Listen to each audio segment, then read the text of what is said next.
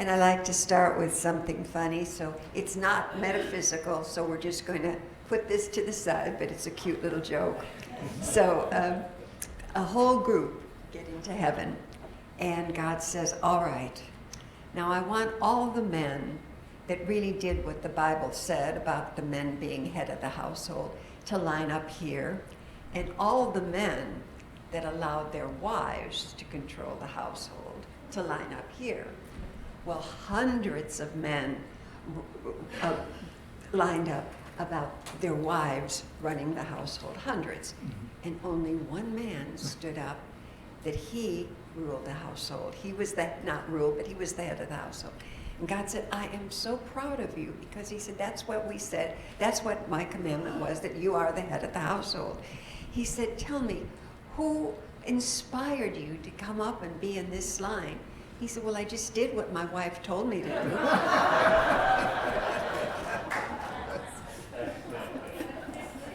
knew the answer to that before she said it.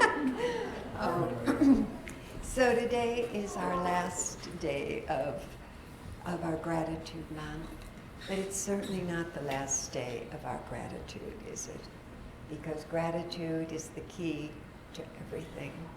Charles Fillmore, the co-founder of Unity, said this. He said, true thanksgiving is knowing the good, seeking the good, speaking only good, expecting only the good, and the result of these attitudes is to bring the fulfillment of righteous desires. And he also says the psalmist knew that praise and thanksgiving directly tapped the mighty resources of the mind. The Psalms are full over 400 times of praising God and of gratitude. So this morning we are so blessed to be in a unity church, a unity philosophy, which is a metaphysical philosophy. And our particular philosophy was founded by the Fillmores, Charles and Myrtle. But when anybody says to you, you belong to New Age, they don't know what they're talking about, just off the beaten record. They have no idea. Because metaphysics goes back to Aristotle and Socrates. So this is an ancient philosophy before Buddha, before Jesus. This comes all the way back as far as we can remember. This is a philosophy that says there is one life, and that life is the life of God, and that life is my life, and it's your life now. Now, does that mean we're all God is? No, but it means that spark of divinity is within each of you.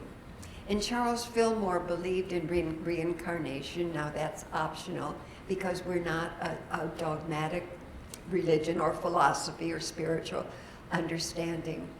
But whether or not that is the truth, each one of us came in here with a divine purpose. And that doesn't mean we came in as a lawyer or a doctor. Some of us from the time we're little know exactly what we're going to do in our life. Doctor, lawyer, teacher, homemaker, nurse, whatever it is. But our main objective in this lifetime is to represent the presence of God to all that we meet. That means, what is God? We don't know God as some out there Santa Claus, you've been good, you've been bad, you go to hell, you go to heaven. That's not what we believe, because that's not the truth. There is this one life that is only good, that has nothing to do with heaven or hell. This is a decision we make. And so we are here as a representative of God on earth. And what does that mean? How do we know God? We know God by its qualities. We know God is love. We know God is peace. We know God is joy. Not happiness, that's fleeting, but joy. God is divine order. Have we ever not seen the stars rise when they should? Or the clouds, or the moon, and the sun? That is the first order of the universe, which is divine order. God is divine right action. God is the beauty that surrounds us. And sometimes we get so lost, or I do, I forget to look. I'm so busy looking down, I forget to look up. Or I forget to smell the rose or the lily of the valley. Because If we look, God is everywhere. And that seed of God, that presence of God is within you and within me. And our job on this earth, you know, it is our avocation, not our vocation when we are nurses, doctors, whatever we choose as a career. But our job is to be that place when others see us. They don't know what they're seeing, but they know they feel better in our presence. And that has nothing to do with ego, because when they see us, they see a loving presence, non-judgmental, but a loving presence, a peaceful presence, a presence that accepts and knows. It's a namaste presence without ever saying it. It's the God in me that salutes the God in you. Correct? Isn't that right? And we don't have to say it. We don't have to say a word. But when we walk into a room, we are truly like a candle, because there's something within us that glows when we're in that space of the oneness with God. And that's all we are. There is one life taking place here, and that is the life of God, and that's what we're here for. Whether we're a teaching, doctor, nurse, retired, it's still our job to be that place for God to express its goodness, its light, its peace, its love, its joy. Because how else is God to express? Are people looking around? Is God up there? No, God is right here. And this is a very special week, because many people that we meet, whether it's the grocery store or wherever it is, even on the street, they may be hurting, or they may be alone this week. We don't know. And some people, I've spent Thanksgiving alone and been very happy watching Hallmark movies. Hate to say it, I don't tell my family that. However, you know, there are some people that are just very lonely, and a smile from you, a warm handshake, or letting somebody that may have only 2 things in their grocery cart come ahead of us, not getting upset in traffic. We get to be a living blessing wherever we are, and that's our job. And I know I've told this story before, so you don't have to tell me after I leave that I've repeated the story. I tell it all the time. But the woman who was in a terrible car crash in California, she was on the 405, and anybody that's been to California and traveled that highway knows. Anyway, it was a horrendous accident, and she was pronounced dead, so to speak. And she made that transition, as many people write about, in that light tunnel. And she was given the opportunity to come back. But the idea was, she had small children. She would come back as a paraplegic. And she had the choice whether she came back or she didn't come back. The choice was hers. And she said, well, I've got small children, so I'll come back any way I can. She said, but I've got one question to ask before I come back. When I look down, why are some cars all lit up? There's light, and others are dark. And the answer was, the ones that are light are those that immediately went into prayer for those in the accident. So this week especially, when we hear an ambulance or we hear the fire trucks, immediately go to blessing. It doesn't have to be a long prayer, but I've been in an ambulance, maybe some of you have too, and just knowing that people are saying, God bless you, God bless the people around you, that's being a living blessing. You know, we have no idea the amount of good that we can do. This group, I don't know how many are here today, we're going to say 150, right? And that's coming. But just think, as we spread out this week, all the people that we will be in contact with, not just our families, but people on the street. And one other thing I'd like to say is, someone told me, which horrified me, that some people on the news were saying, if you didn't vote for somebody, then don't ask them to Thanksgiving. Well, really? I thought, I guess they never went to Sunday school when they heard, what is the greatest commandment? Thou shalt love the Lord thy God with all thy heart, all thy soul, and neighbor as thyself. So it doesn't matter. We've got 12 coming. I'm going to be in LA, and we've got 12 coming of all independent, Democrats, Republican, and it'll be such a joy to be with them. It doesn't matter who you vote for, anything like that. It matters the light that shines within you. God is good all the time.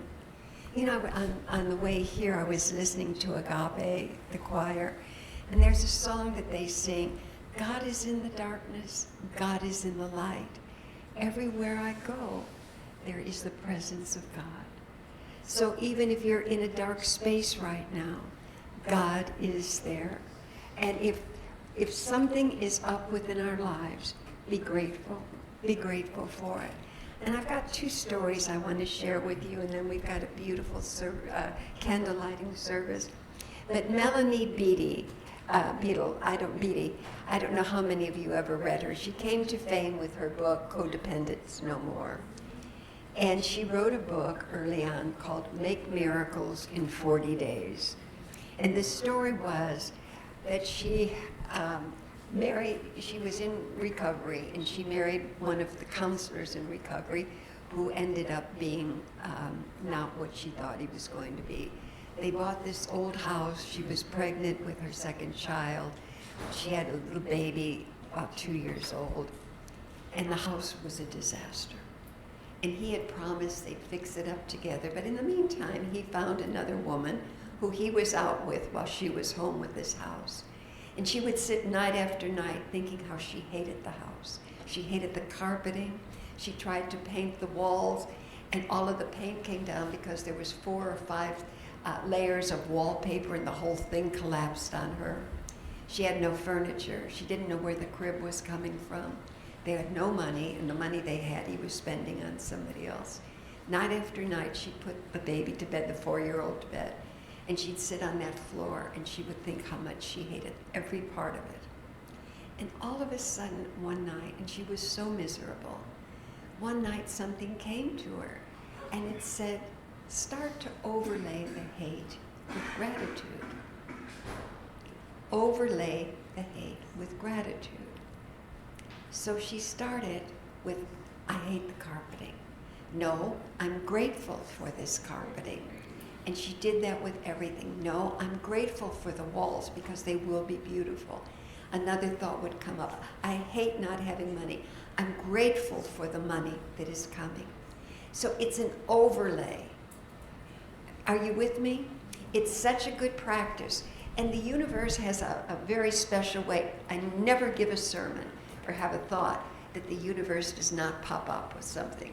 So yesterday, my adventure, I love to watch my steps on my phone and my watch.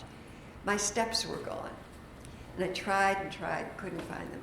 Well, I called Apple support.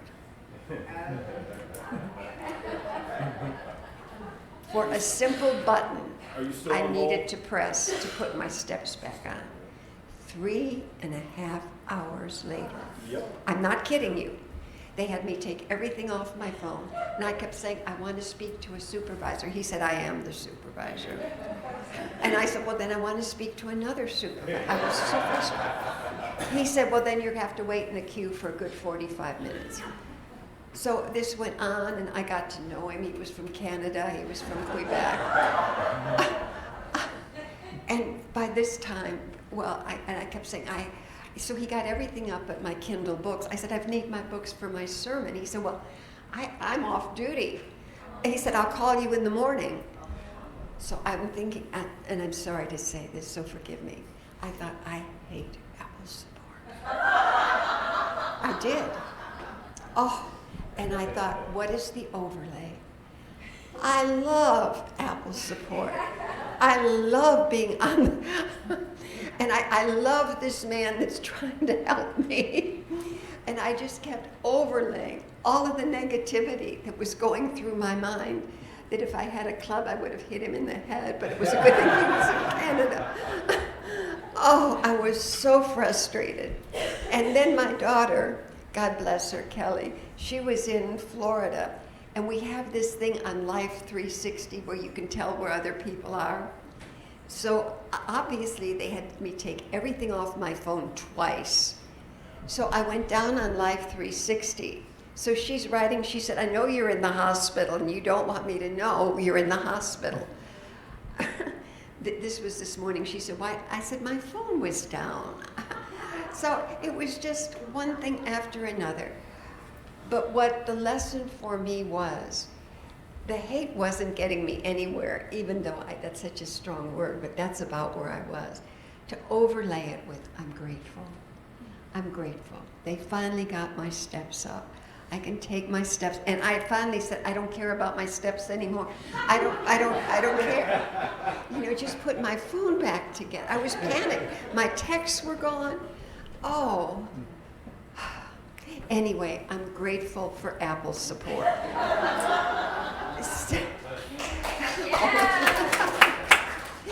Thank you, anyway.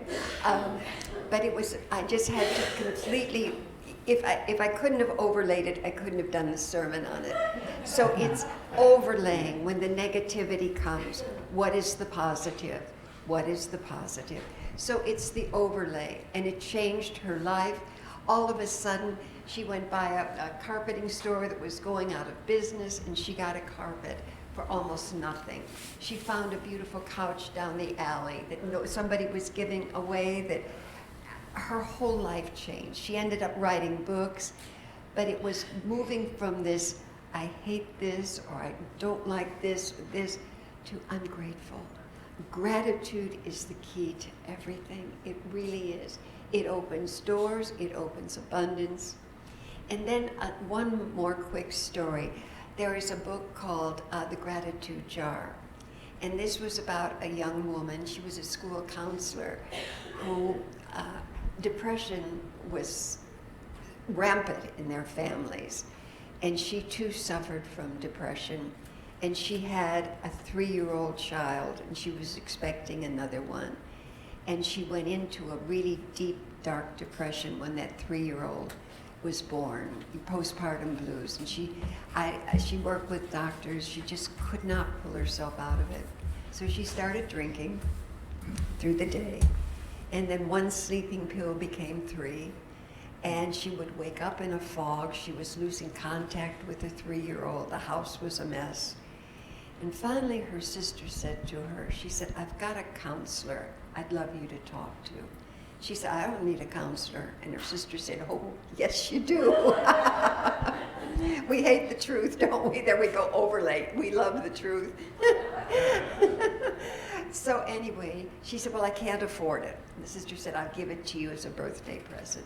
So she talked to the counselor, and they went through some things. And one of the things the counselor said was, when you know, you're resenting this and that. She said, put your earphones in, listen to music.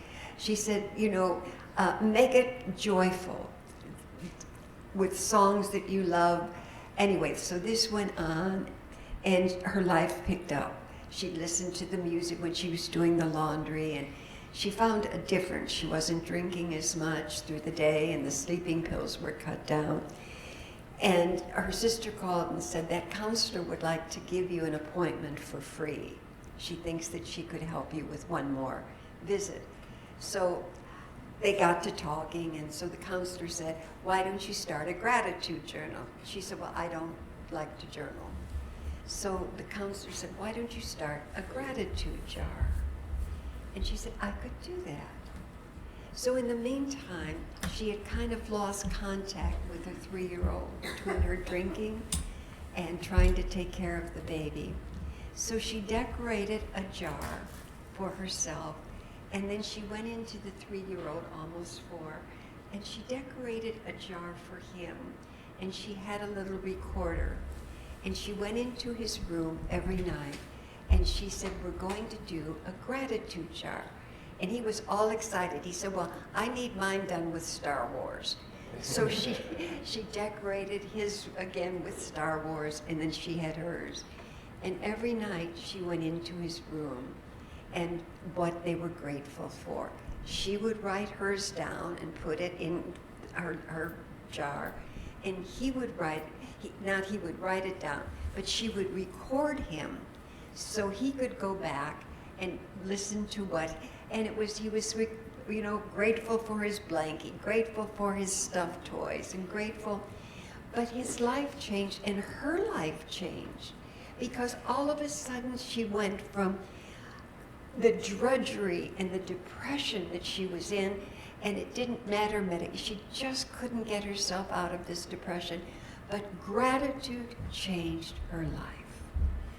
So, this has been a month of focus on gratitude, but gratitude is your key. If it's relationships, it'll switch when you start being grateful for your partner. We were talking, if I can remember it right, I was talking with the board about a workshop that Alexis Rice, and I think it said, we have a perfect relationship if it weren't for you. So just think about that, a perfect relationship if it weren't for you. So be grateful for your partner. Express gratitude for your children, no matter where they are in their life. Your grandchildren, I have a grandson, I've got two 20-year-olds, and one sees everything is wonderful. I love life, and the other says, oh my gosh, if you only knew how hard my courses were. And I'm going to get a gratitude jar for him. And when he's over, we're going to write gratitude, because it will change, he doesn't know it, but it will change his life. Gratitude does that. So as we leave this month of November and gratitude, remember, if that door is not open to you in abundance, prosperity, love, joy, peace, gratitude is your key. Overlay everything. When the negativity comes up, switch it immediately to gratitude. I guarantee your life will change or your money back. And Mark is going to be the one that hands it out. But that is a guarantee. Your life will change. So we are so grateful for each person here today. I'm so grateful for everything in my life. Is it perfect? No. But the bottom line is, I am so grateful for all of you. And just to remember that we are here to represent God to all that we meet. So let's be that representation this week. We are perhaps the only face of God people will see. And that's not because of how holy we are, but it's because of our love and of our acceptance and our appreciation of other people. They sense it, they feel it. Be the light that lights up every man, woman, child, every room you walk into. I'd like to just finish with two quotes. One is from Emily Cady, who, other than the Fillmores, was probably the most important figure in unity. With her book, Lessons of Truth, I think she sold almost 1 million copies. So here's what she said. Thanksgiving and gratitude are qualities of the soul, too little understood and exercised. Heaven and earth listen and respond to the soul that is quickened into praise and thanksgiving. Praise is gratitude in action. Try it in your home. Try it in your life. And Psalm 107 says, "Oh, give thanks to the Lord, for God is good. His steadfastness lives and endures forever and ever." And so it is. Amen. Happy Thanksgiving.